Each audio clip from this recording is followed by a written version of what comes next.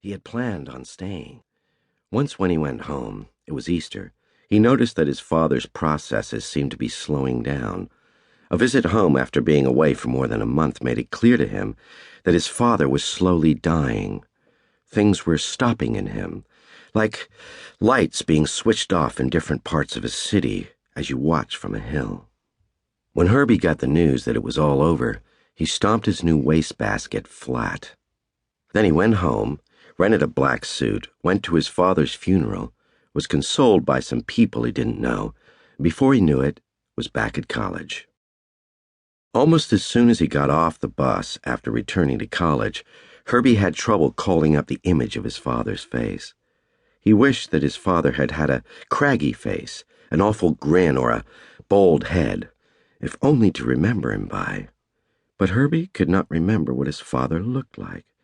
His father had no evidence of his having passed through and on, no evidence except some unpaid bills in the bottom bureau drawer, and a bowling ball in the closet with undersized finger holes.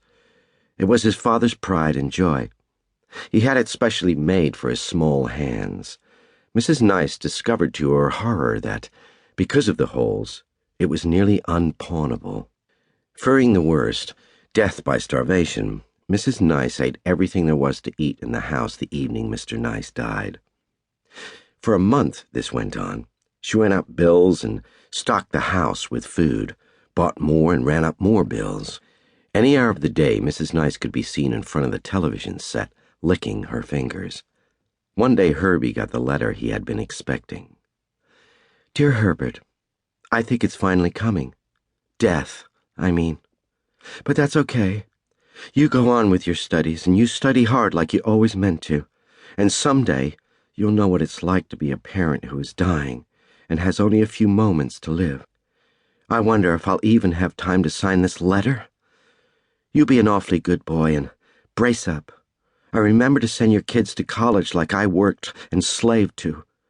Teach them never to be ungrateful and smart-alecky, and not to smoke in bed. I better stop now, because my eyes are all sandy and tearing from crying, and I need more light. Guess this is it. Oh, another pain.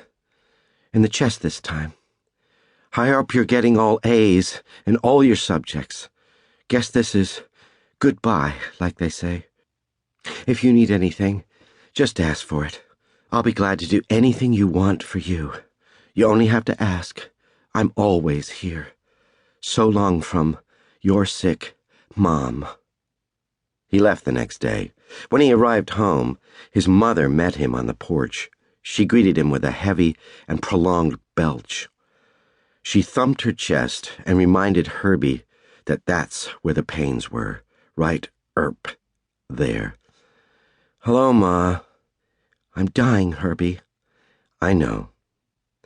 This time, it's for real. I got your letter. Mrs. Gneiss returned to where she had been sitting.